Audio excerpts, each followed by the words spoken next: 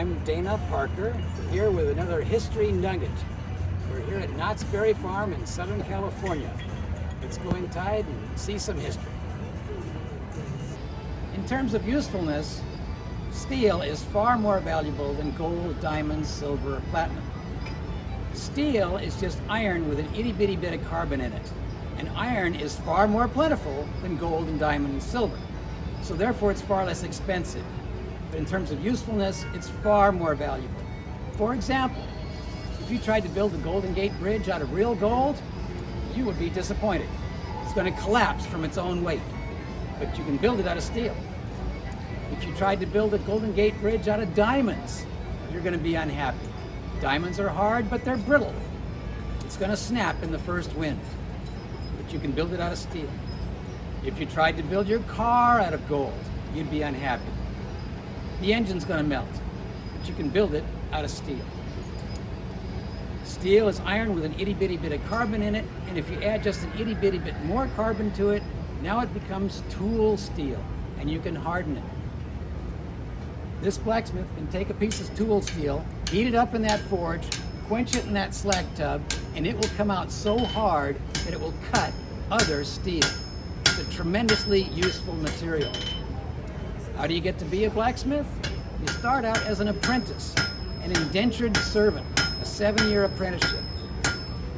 That's how most people got to America in the colonial times. They came as indentured servants, which is just a polite term for temporary slavery. They probably didn't have enough money to pay to come to America. So they would contact an American businessman, such as a blacksmith, and they would say, "I'd like to come work for you." And his response is going to be something like, "Well, do you have any skill? No. Do you have any money? No. Do you know anything? No. But I'll work for you for free for 7 years, as long as you feed me, house me, clothe me, and teach me your trade. Oh, and by the way, I need you to pay my passage across the ocean to get to America."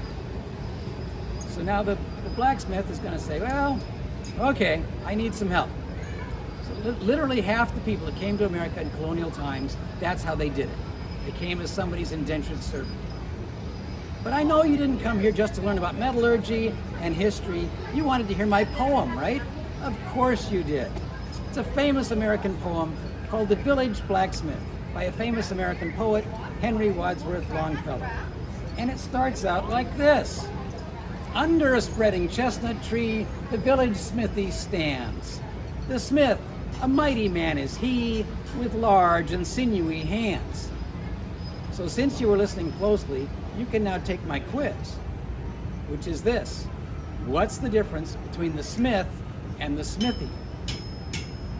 Okay, one more time.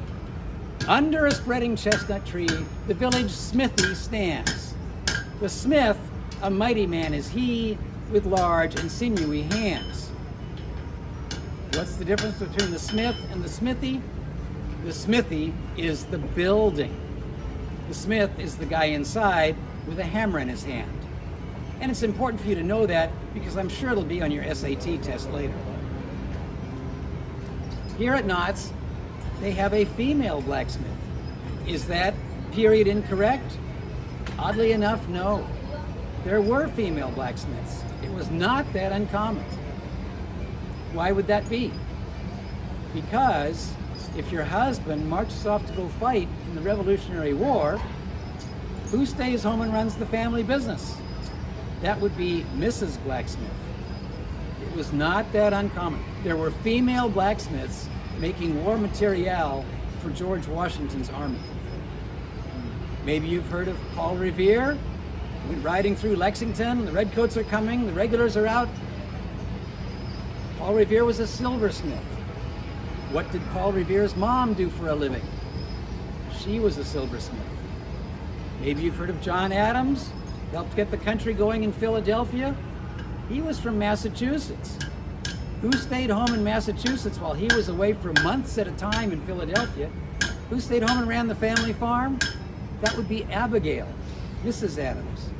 And there were those who said the farm ran better when she was running it than when John was. But of course, we're not going to make a big deal out of that.